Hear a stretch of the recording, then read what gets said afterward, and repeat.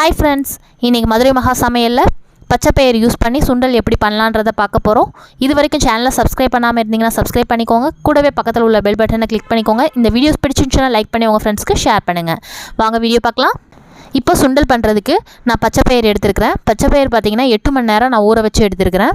8 மணி நேரம் ஊற வச்சு எடுத்துக்கோங்க. 1.5 கப் அளவுக்கு நான் பச்சைப்பயிறு எடுத்துருக்கிறேன். இப்போ 1.5 கப் அளவுக்கு பச்சைப்பயிருக்கு 3 கப் அளவுக்கு தண்ணி விட்டுக்கோங்க. அப்போது தண்ணி விட்டுட்டு இதை குக்கரில் ஒரு 2 விசில் வச்சு எடுத்துக்கோங்க.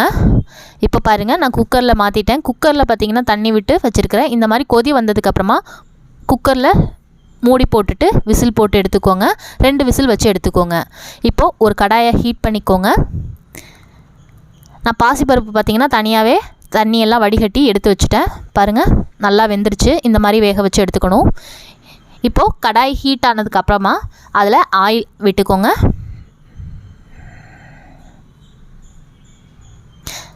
இப்போ ஆயில் நல்லா சூடாகட்டும்.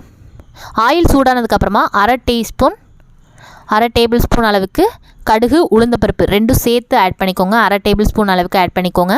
இது நல்லா பொரிஞ்சு வரட்டும்.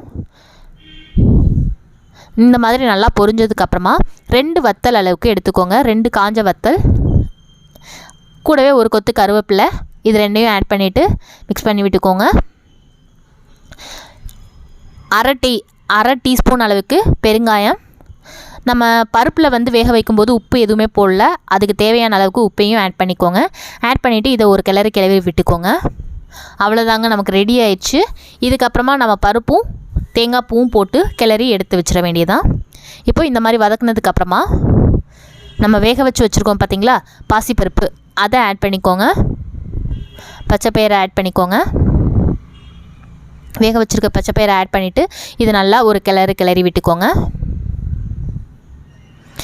இது ஒரு 2 நிமிஷம் அப்படியே இருக்கட்டும்.